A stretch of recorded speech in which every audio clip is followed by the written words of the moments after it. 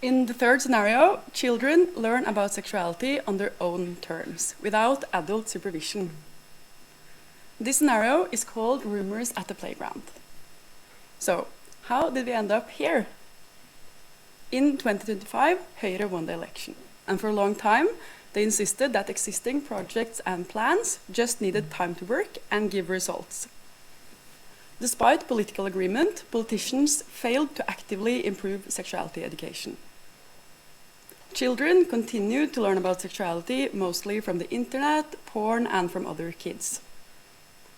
However, there were powerful voices at work in several ideal organizations. Let's take a look at the effects of this. So, when the government eventually realized that their efforts had failed, they decided to lean on the knowledge and experience of these organizations and upped their funding considerably. These organizations now had money to initiate larger projects, as well as providing even more guest lectures in schools. However, their mandate was still limited, and their presence in schools was not mandatory. Let's see how all this affected the children. Aissatou and Matthias are at football practice and talk about what they did at school today. Aissatou's class have had Uke 6 this week, a theme week where they learn about sexuality. She got her Take a Look kit today. The Take a Look campaign was developed by Sexopolitikk with an aim to teach positive sexuality and children's sexuality directly at the kids, since talking about these topics was still a taboo for many people in many families. When Aissatou goes home, she learns about positive sexuality, her body, and gets to know her feelings using the kit. Matthias, on the other hand, goes to a school where they decided to skip Uke 6 and is, like many other children, left with few other learning resources than the internet.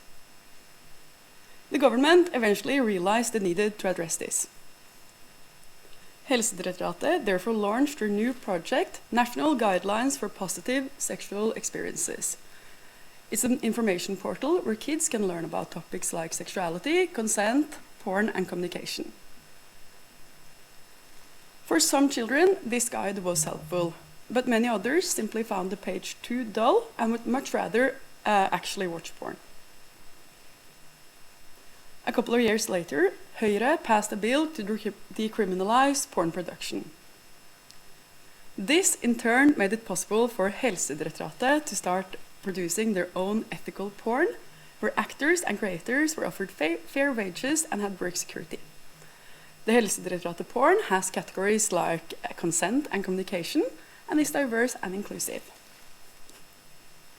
This scenario shows that while aiming the sexuality education directly at the kids does unlock some opportunities, there might be unforeseen consequences of this lack of adult control.